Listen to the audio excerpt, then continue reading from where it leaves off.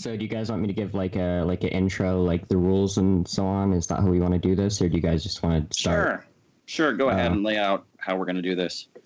Okay, so I guess the format that we agreed on is 5-minute opening statements, 5-minute closing statements for both Caleb and Vosh, in between which there will just be a period of time wherein you guys just sort of have a free-flowing, open exchange. I guess my duty as moderator is to try and keep you guys away from personal insults and keep you guys on topic and try to make sure we're, going with one point at a time to try and keep this productive. So I guess if we can try to stay away from all of that stuff, that would be great. There is a 1 hour time limit for this debate, but besides that, I think that's all. So I guess I'll just let you guys talk. I guess which one of you guys wants to go first? I can go first if you want. I'm cool with going first as well. Who wants it more? You can do it, Bosch. Go ahead. Yeah, okay. This will be pretty short, I think. Okay, wait. First of all, I want to say, for shout-out purposes, the person who's moderating this, named Mouthy Infidel, is actually a very competent debater and a person who I respect quite a bit, in spite of the fact that he probably thinks that I am a rad lib. So thank you for moderating. Short notice, I know. Okay. No problem. Thanks for inviting me to moderate. No problem. So with that being said, but again, we're not like friends, okay? No bias. With that being said, I'm a socialist. Broadly a libertarian socialist. I value things like freedom and democracy and I guess respecting the rights of the individual. And I think that sort of syncretically we can arrive from those positions to a broader socialist society.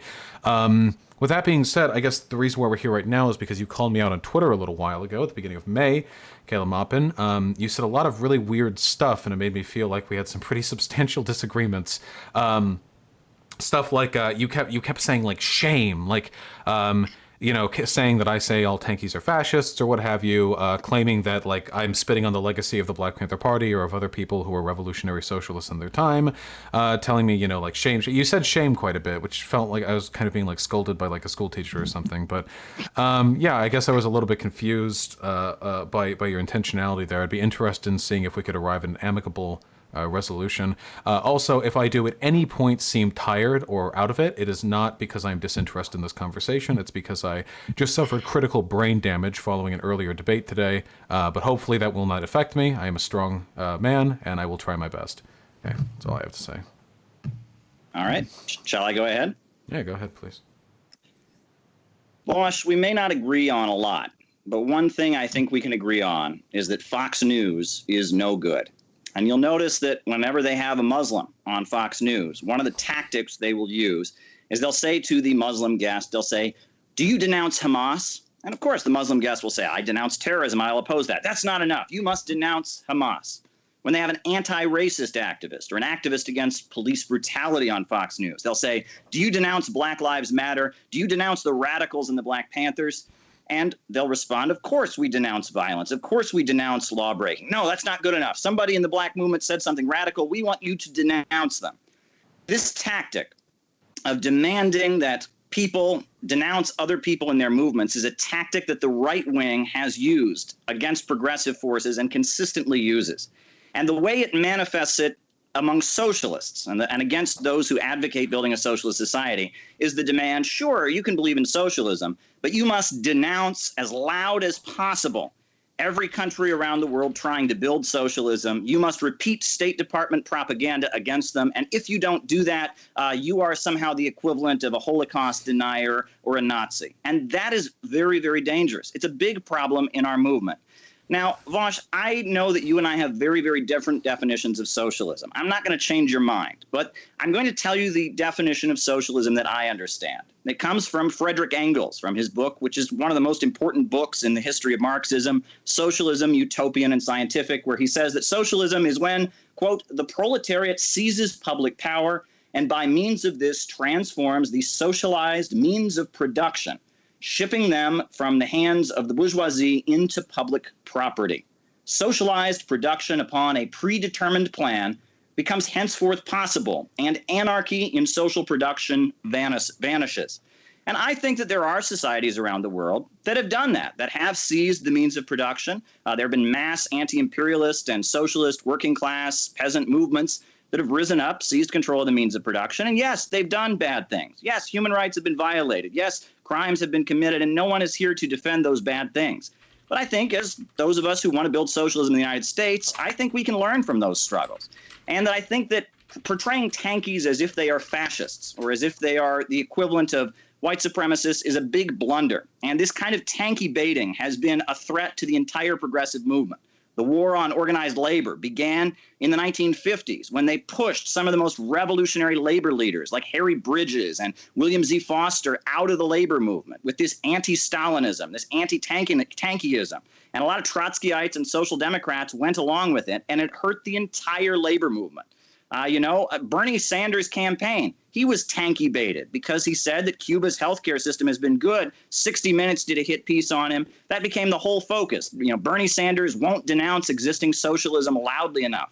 This hurts the entire progressive movement. It's not helpful. And I hope that your audience, they may not agree with me about China or the former Soviet Union or that, but I hope that they will understand that trying to divide the movement, painting, people in the movement who are anti-racist and anti-fascist as if they are somehow the equivalent of the far right, which is very dangerous and rising and pushing hate, that I hope people in your audience will rethink that and try to build unity among progressive forces as we struggle against the prison industrial complex, the economic crisis, the rising police state, and try to get to a better world. That's where I'm at, Vosh. Let's talk. Yeah, okay, so there are a number of points here that I think are maybe a mischaracterization of some of the things that I believe in.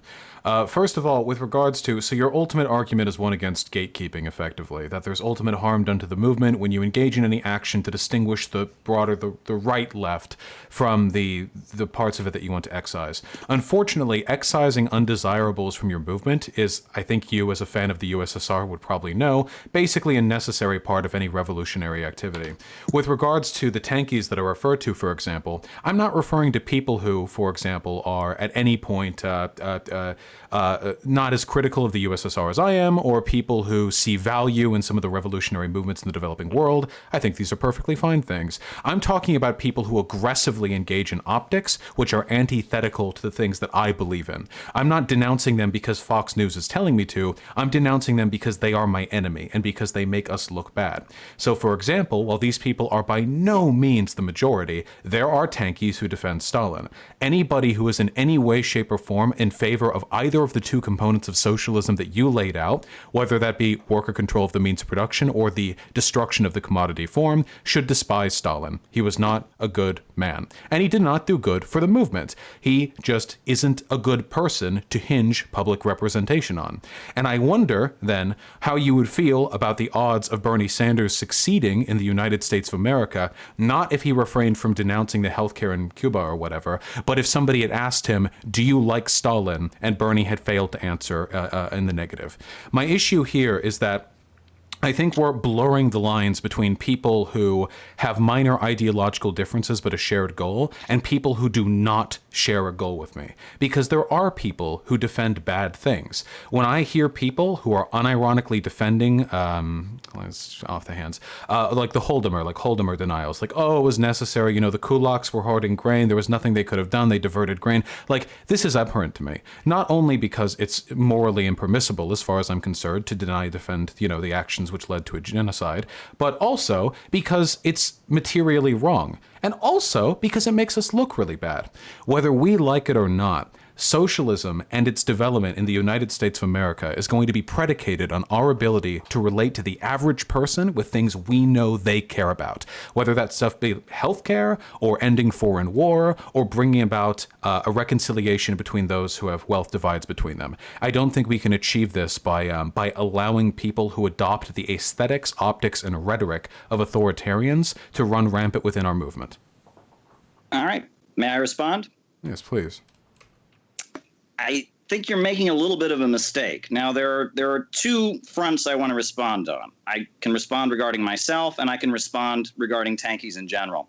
In regards to myself, I have no interest in defending Stalin's personality and convincing anybody that Stalin was a good guy. I'm interested in defending socialism, not personalities. But you have to admit, the way socialism is presented in the United States, the argument generally is that it's failed everywhere it's ever been tried. It's created nothing but gulags and death and misery. And the response you generally get from socialists is, oh, that's all true, but I'm just so smart that I'll do it better. And that's a ridiculous argument. You look like a fool when you make that argument. You have to be able to deal with the history of the 20th century and point out that everything isn't completely black and white, that mistakes were made, but big achievements were made as well, like defeating the Nazis, like electrifying and industrializing an entire country. And that's the conversation I'm interested in having. I'm not interested in having conversations about Holodomor or the Moscow trials or anything like that. That's regarding me.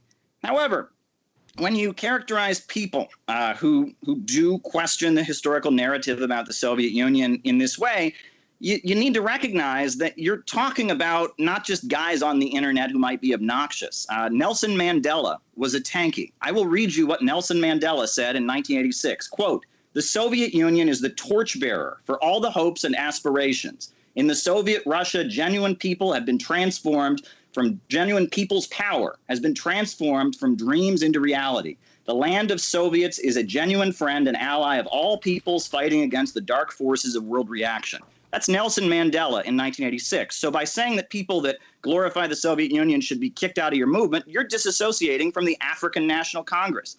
Albert Einstein, one of the greatest scientists who ever lived, he gave a speech in 1942 called "What Russia Means to Us," where he spoke glowingly about the Soviet Union, how it protected national minorities like Jews. He himself was Jewish, and he saw how important the Soviet Union was in fighting anti-Semitism around the world. He talked about their achievements in science and how the Soviet state made a big point of subsidizing scientific research and development. And Christopher Hitchens denounced Albert Einstein, saying that his greatest flaw was his defense of the Stalinist regime in the Soviet Union. Helen Keller, read her autobiography and the glowing things that she says about Lenin and the Bolsheviks at the same time they were suppressing the anarchists and all of that. To write off people that associate themselves with the USSR and its achievements, or with China, or with Vietnam, or with Cuba, or North Korea. Yes, I said North Korea. You know, the Black Panthers sent delegations to North Korea. The Black Panthers studied Juche ideology. The Black Panthers waved Mao's Little Red Book. You should read Huey Newton's autobiography and see what he said about his time in China and how glowingly he speaks about Mao Zedong. Recognizing the achievements of existing socialism doesn't make you a lunatic, doesn't make you a wingnut. It makes you somebody who is open to understanding what's beyond capitalism. Now, my attitude toward these leaders is that we should study all of them and study both their failures and their achievements and blindly adhere and follow none of them. But as we move toward building socialism in the United States, we need to recognize the socialism here will be unique. We're not going to have Chinese socialism here. We're not going to have Russian socialism here. We're not going to have Venezuelan or Cuban socialism. When we have socialism in the United States, it will be a continuation of the progressive tradition. It will be the ideals of Frederick Douglass and John Brown and the suffragists and the labor movement. It will be that radical, anti-imperialist, anti-racist tradition of struggle in U.S. history taking power. But if you look at that history of struggle, some of the greatest voices We've in got it a lot to go over Tankies. so far. Yeah, I was going to say, I think that there's two main strands here to deal with. There's the point of how we should engage with historical attempts at socialism, and there's also the question. Oh, you regarding Caleb's charges. Right, I've got I think an addressal of that written down, if I may, because I feel like there was a fair bit to bite into. Yeah, I was just gonna say, like, if you wanted to, because I remember you said earlier that you wanted to stick with like one thing at a time. If you wanted to go over each of these main strands individually, we could do that. Unless you don't want to. I'll broadly address this, and I think we can get into the nitty gritty afterwards. I'm sure we can find plenty to disagree with there. So this is the problem that I have with when I talk with everyone who believes stuff like what you believe in. None of what you just said actually addressed my points, because I've never said it makes you a tankie to acknowledge the benefits or the successes of countries that called themselves socialist. What's more, the material conditions around the time of Albert Einstein or of Helen Keller or of or of Nelson Mandela were extremely different to those today, and their individual opinions on the extent to which the USSR has brought hope to the world has nothing to do with the material reality of how we should advocate for socialism today. What's more, nothing that any of these people said fundamentally disagrees with my ideology. There were great successes committed by all of these societies, but ultimately, like, if you back up, like, what you essentially just did to me was a massive appeal to authority. I criticized authoritarianism in the in the first, like, chunk that I got, or I said, like, these are the values which are antithetical to mine, and then you responded like, well, here are a bunch of people, here are a fuck ton of people who have ever agreed with these. I've read Huey Newton's autobiography. I'm very familiar with the ideology of the Black Panther Party, the group which initially got me into leftism. I know the fact that they're Maoists. I know that they had some ideas which contradicted with my own, and many which do not. But the fact remains, at the end of all of it, that when we are talking today about what we want to advocate for, I do not think there is any room for people who glorify or defend authoritarianism or historical revisionism. You said earlier in that response, challenging the narrative. I'm very suspicious of that term, challenging the historical narrative, because I've heard it from people who, and I know you don't want me to draw any comparisons here, would probably be reasonably called by Nazis by both of us. At the end of the day, we have to accept the fact that we do live in a highly biased socioeconomic point in time. But when we're making arguments in favor of moving forward, we can't refer to the imagined successes of these societies we defend because they weren't successes, not in the eyes of the average American. Now, you can maybe make slim arguments for Cuba. I think you can, because Cuba's done pretty phenomenally, all things considered. And if you want to go for, like, niche examples, Rojava has had a good, like, project going on its own. But if we're talking about advocating the interests of the average American, any attempt whatsoever to defend the historical legacy of these societies, which have been denigrated by history, is going to come off making us look like wingnuts. And I know that in large part because people who advocate the way Bernie Sanders does are infinitely more effective at drawing people towards leftism than people who go by hardline Marxist, like, here's the historical reality, here's the theory you should read, here are the people we should stand. I guess just this old world tendency towards advocacy is very, very counterproductive in my mind, especially since I know for a fact a lot of the more active tanky communities are not only in disagreement with me on some historical issues, but are also morally reprehensible. Like, for instance, when it comes to, like, stuff like radical gender ideology, many of them are transphobes, at least in my experience engaging with some of these communities. Many of them are class reductionists, which I think is very funny for people who would, like, stand the ideology of the Black Panther Party. These are things like, and I feel like I can't call them out because if I do, I just get called, like, a radlib, you know? Okay, so I'll respond to that.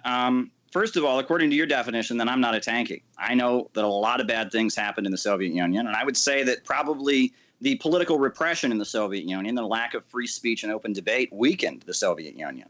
The fact that people who disagreed with the government were disappeared, that basically made them so their arguments were never answered, right? It made it look like the government had something to hide, and they should have been politically educating the population and engaging them in debate and discourse, which in Cuba, you'll look at what they've done is they've mobilized the population to argue with anti-communist elements, and similar things have been done in China.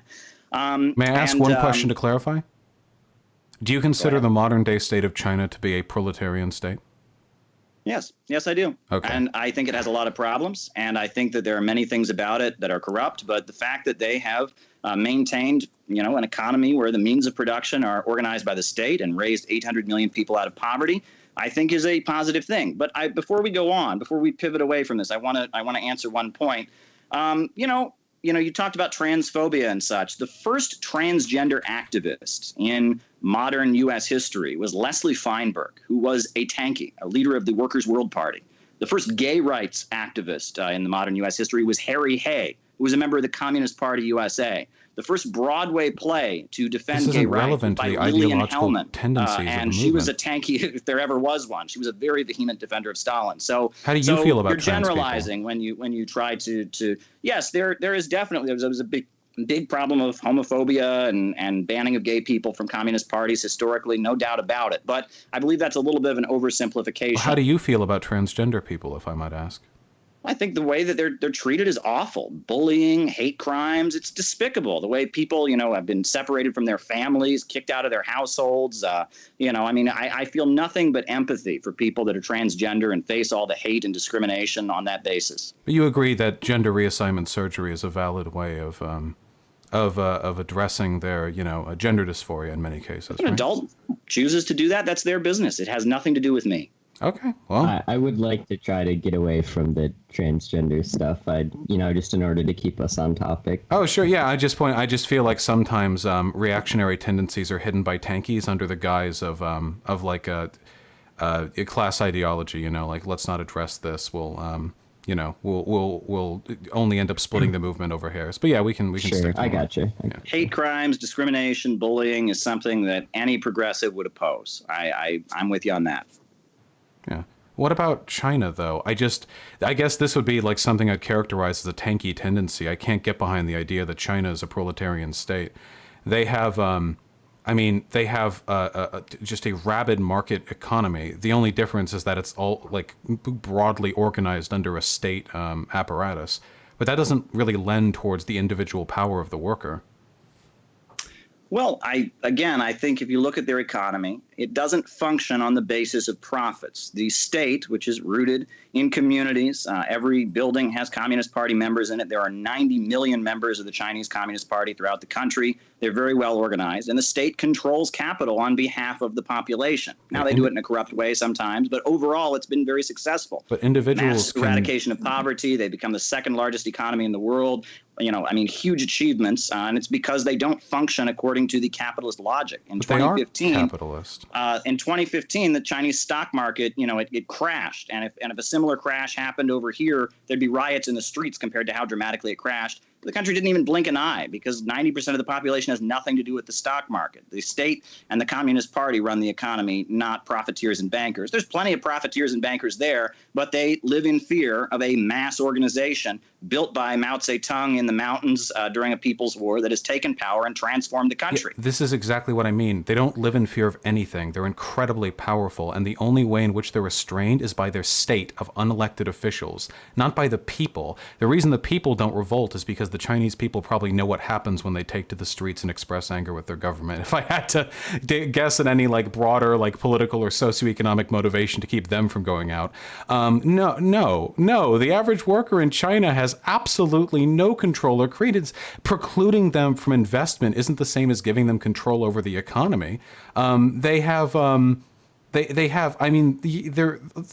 fulfill no component. They have a stock market and a market economy, which means they haven't abolished the commodity form, and individual workers have no more control over their respective businesses in China than American workers do over here in America. The only difference is that their state is more powerful. The only difference is that they've removed the democracy. I don't know if that brings people any closer towards socialism. That's one of the fundamental criticisms I have of the behavior of Tankies. Sometimes I feel like Tankies will call anything socialist as long as it's anti-American. China certainly is, at least in a geopolitical sense. They're our largest opponent, but is that really enough? Does that really fulfill the preconceived notion of what it means to be a proletarian state? You have to oppose the U.S. and be in a dictatorship? Well, I was thinking maybe one thing that we could zero in on is because it seems like part of your guys' disagreement is just might stem, I'm not sure because I haven't heard your definitions yet, but I suspect that maybe part of your guys' disagreement stems from a fundamental disagreement on what the definition of capitalism is. So I was thinking maybe you guys could each define what capitalism is to you in order to help us establish whether or not China is one by both your criteria. All right.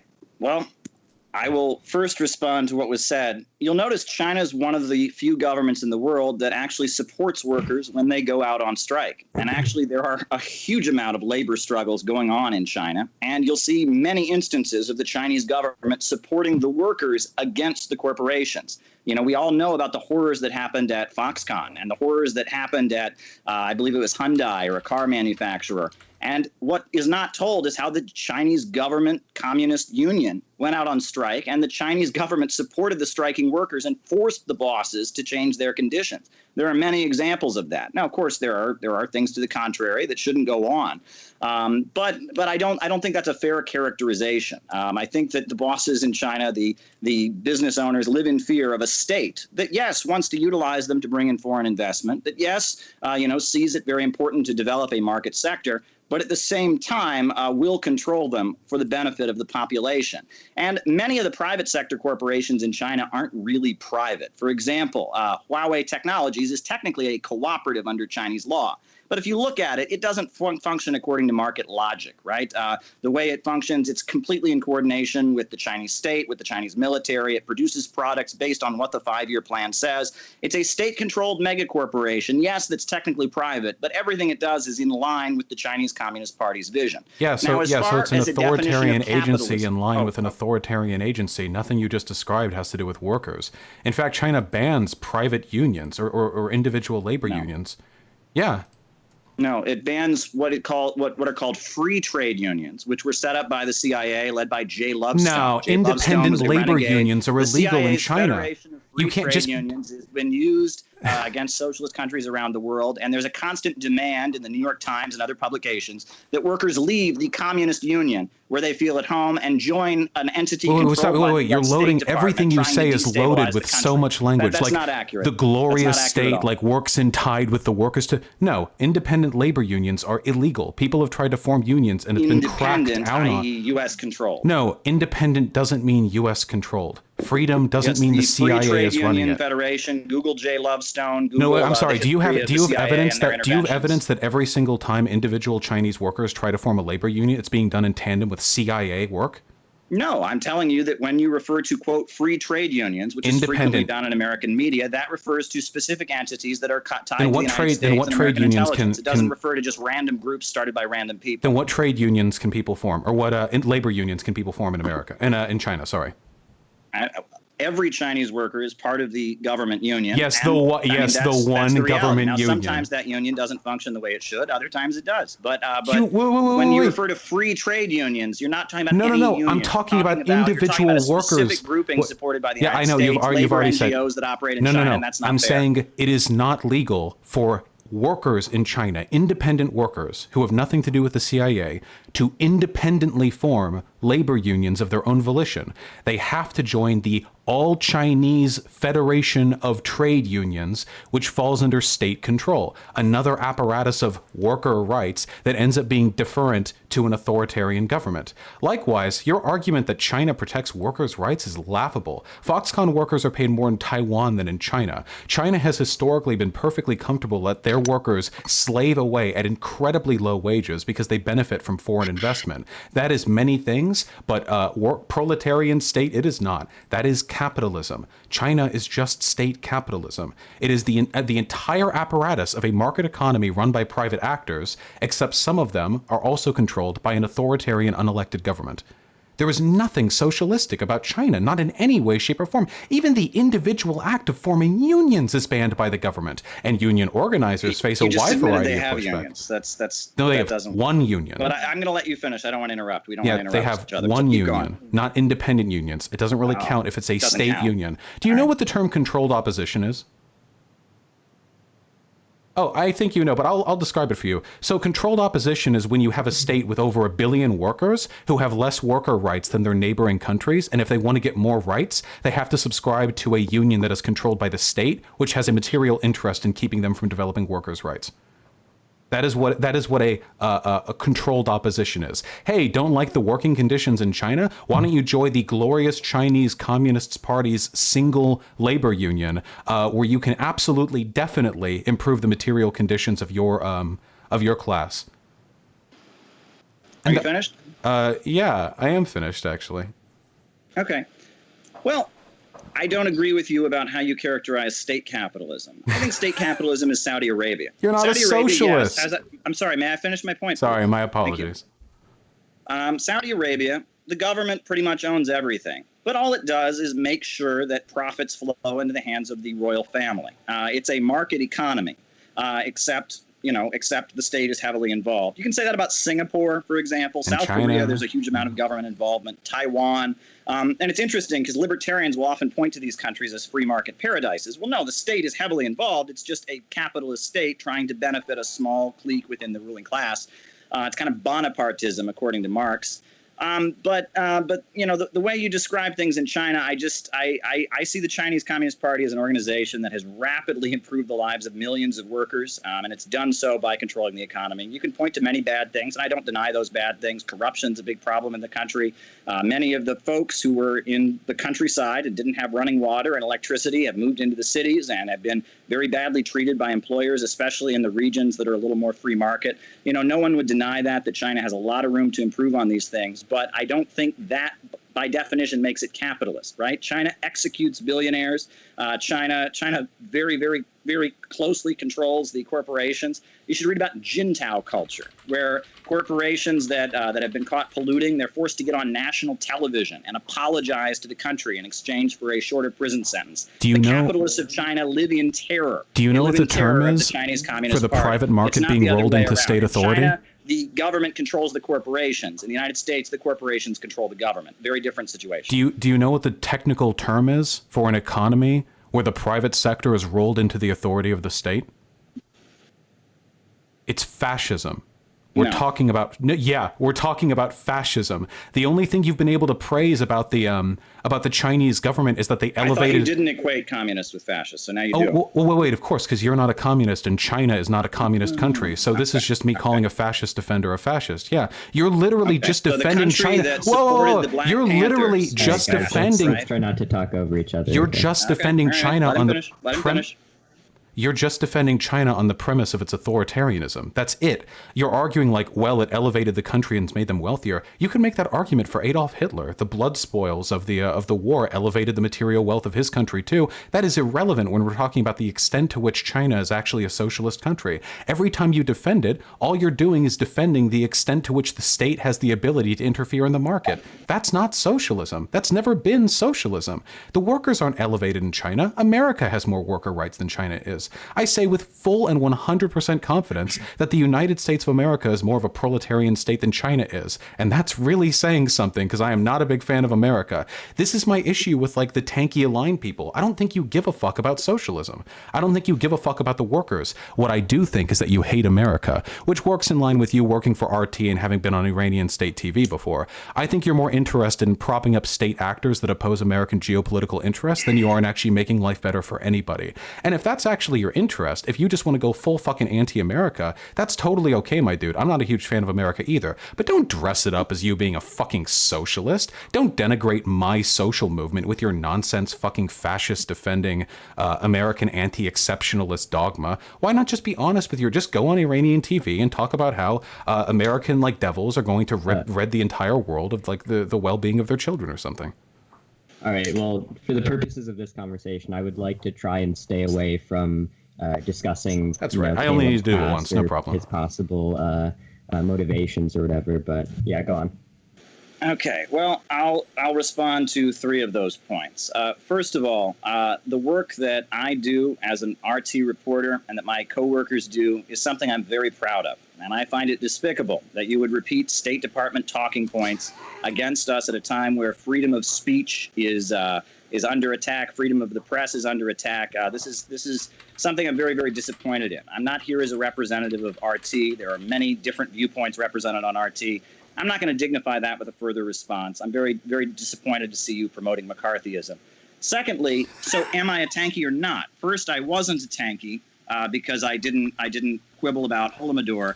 Now I'm back to being a tankie because I like China. But again, when I start talking about Nelson Mandela and the Black Panthers, all of a sudden I'll not be a tankie. I think the definition of tankie is very fluid in this conversation. Second of all, I consider myself to be the most patriotic person around. It is not in the interest of the United States to have a new war with China. It is not in the interest of the United States to have a new war with Iran or with Russia or any of these countries. Wars are devastating. We need international cooperation right now, especially against the pandemic.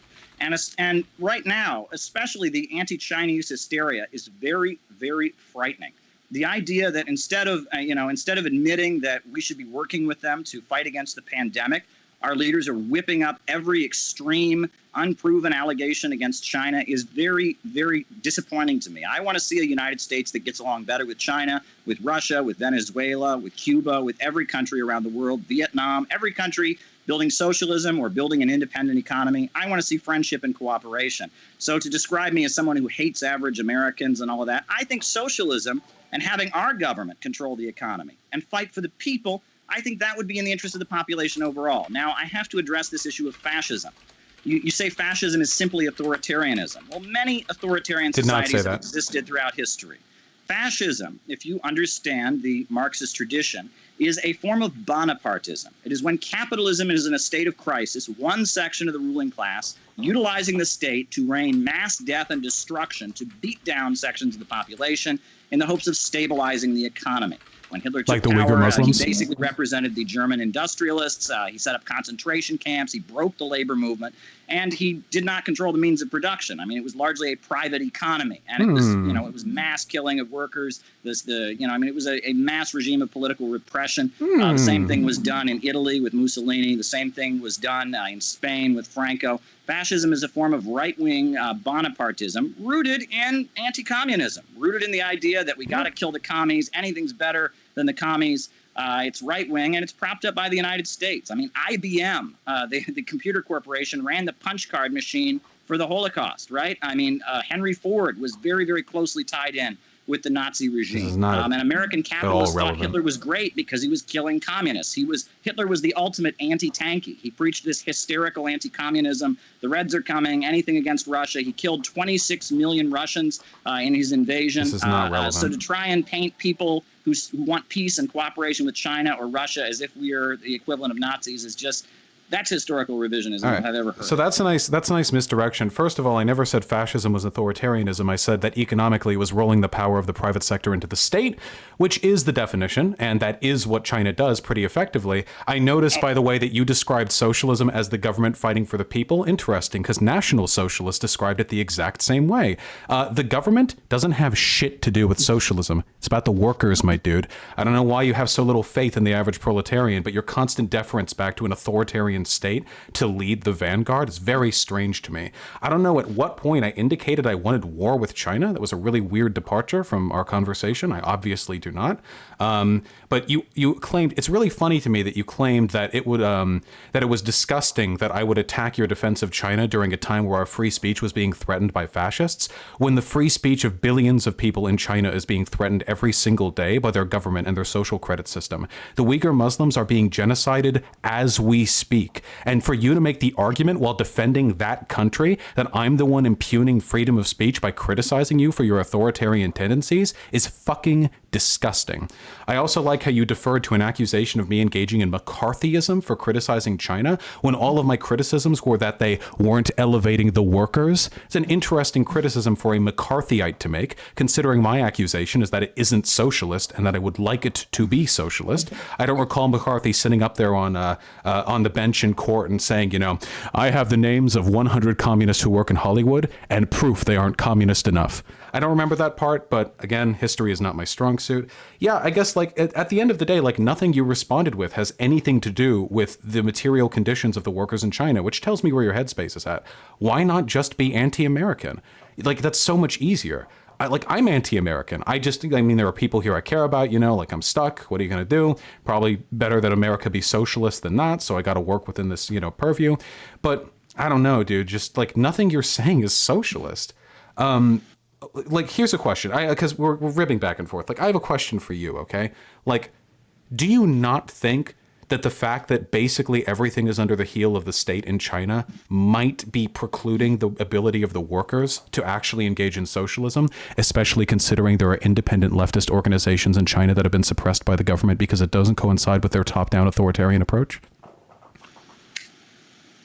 May I respond? Yeah, absolutely. Okay. Well, I think you sound very McCarthyist now when you bait me and say that I'm simply anti-American, that I simply hate America, that I'm motivated by a hatred of the country that I grew up in, of the country that I love and don't want to see dragged into a new war. When you try to appeal to jingoistic sentiment, he's working for the enemy, he's working for the Stalinists, that's McCarthyism. People know that. the government has nothing to do with socialism.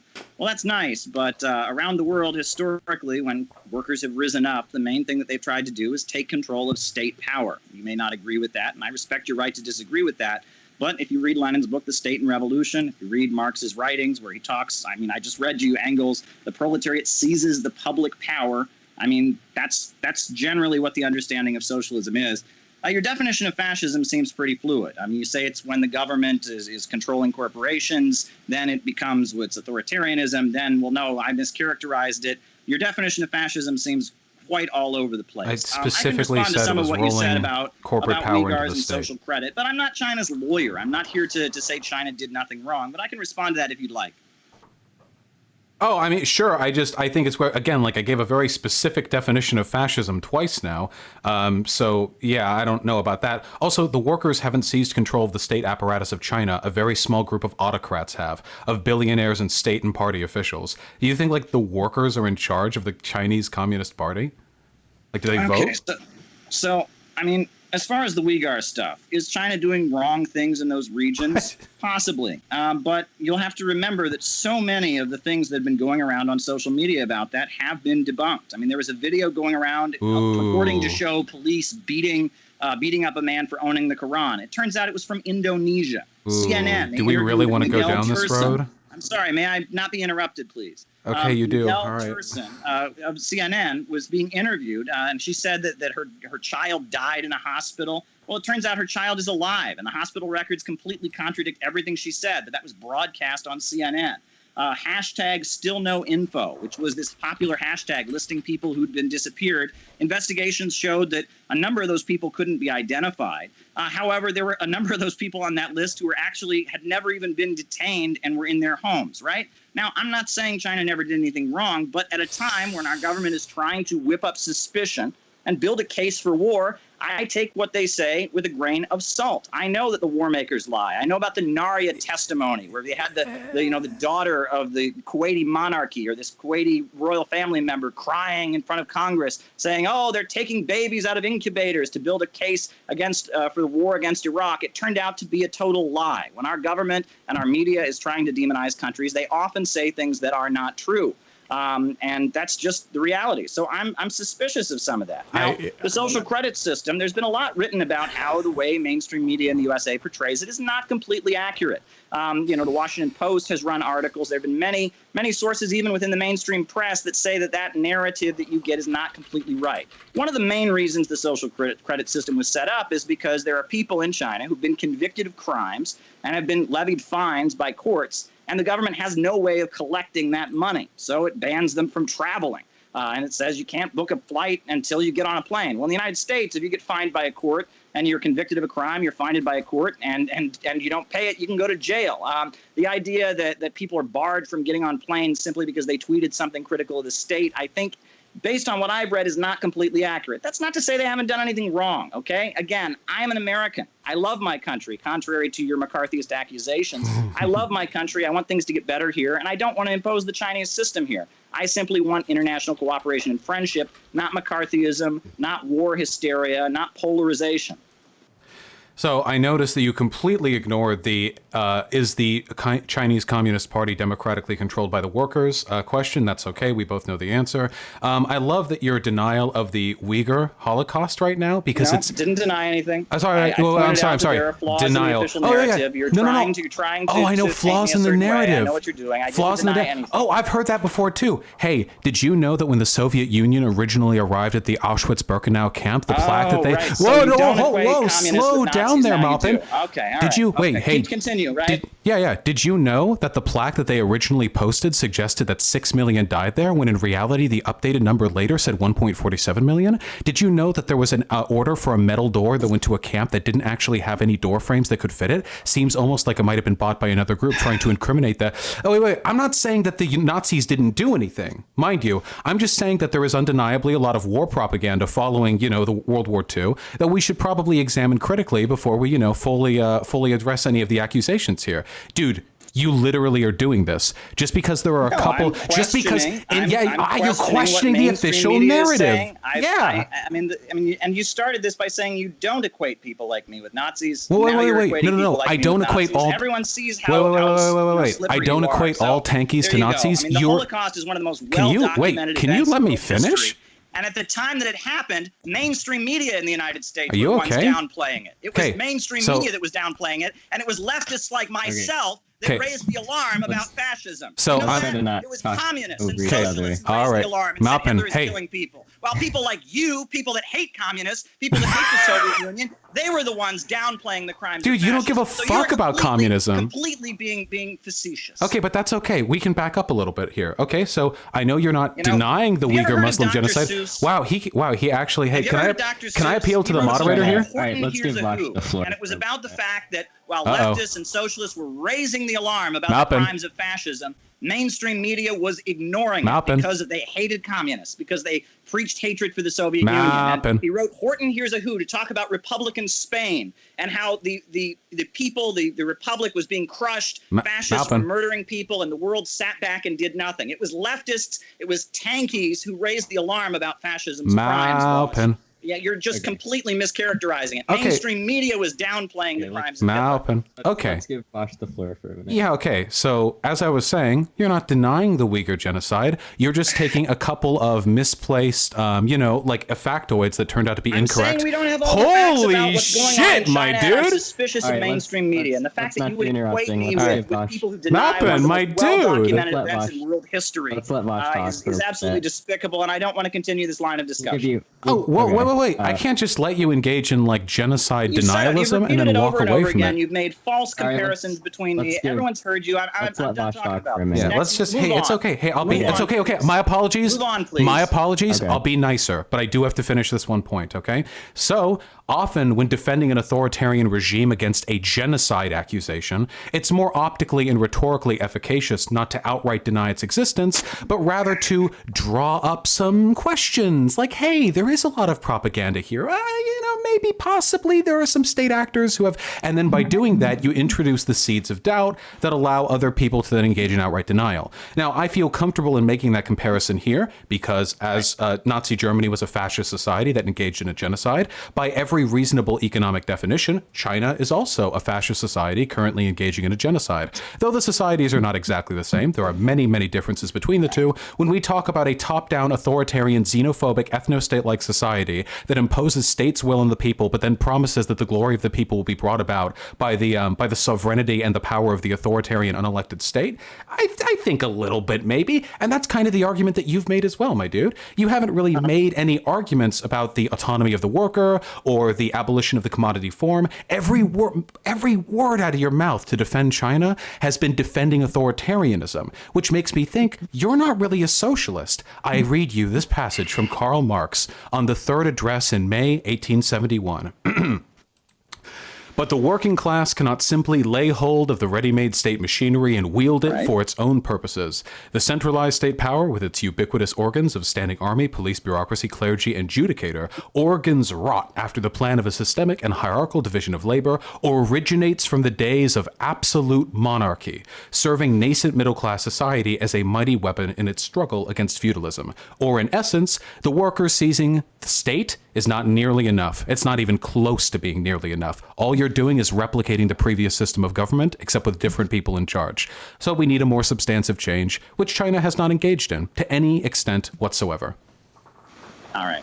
Well, when the Iraq War was getting going, as I mentioned before, CNN played this testimony from a member of the Kuwaiti royal family saying that Iraqi soldiers were taking babies from incubators. And thousands of people didn't buy it. And they marched and protested against the Gulf War that took place. According to you, they must be all Holocaust deniers because they didn't believe mainstream media saying something against a regime that you don't like. That's despicable. I don't want to engage about this any further. We clearly disagree. It turned out to be a lie. It turned out to be a lie. People didn't believe mainstream media. They had questions about it. Oh my God, when mainstream media, says that a country is evil, we just have to buy it, right? Disbelieving a single, or else you're a Nazi, right? Disbelieving a single ridiculous data point is the same as being in favor with an authoritarian regime and then bringing up a number of lie when it's time to build. Wait! You actually can't wait. Hold on. So just in case there are any people of like your IQ or lower who are listening right now, I just need to clarify when we're talking about what you just gave as an example, as opposed to my example of the Uyghur genocide. The issue is the Uyghur genocide is happening. There's proof it's happening. It's not just one report of questionable authenticity. There is a plurality of evidence concretely indicating that it is something that's happening. Is all the data coming out from Western media about it accurate? If it's happening the way you say it's happening, that's wrong, and I denounce it. If it is, ooh, okay, all right. But I'm saying that we don't have all the facts. There are a lot of fantastical claims made in mainstream media that people have questions about. And I am worried it's just about unbelievable. I'm hearing China. this from like a leftist. I'm seeing how consistently the U.S. media lies, how the New York Times mistranslated workers in their video about China's health care. I mean, there is consistent deception in U.S. media when it comes to all things regarding China. So I have questions about it. Have me arrested, have me shot. Okay. I mean, I don't need to have you shot. This isn't China, so that's not how we respond to political dissidents. But yeah, that's insane. Like this is like genocide when denial. You call Tankies fascists, everyone knows you're dog whistling to anarchists and Antifa to be violent. You are calling for violence. What? You would have had Nelson Mandela beaten up by Antifa. What? You would have had Albert Einstein punched in the face. You equate people that defend socialist countries and question the lies about them in media with Nazis. That's what you're doing here. You're doing that to me. This is like when I argue with fascists and they're like, you want to kill all white people. That spit on civil rights marchers because they were part of the Communist Party. Well, that's what you're doing. So my criticism at you, a tanky organization, William L. Patterson, Henry Winston, great heroic organizers who fought for civil rights. My criticism of you is that you've engaged in genocide denialism. Stalin. You equate them with Nazis. You want violence against No.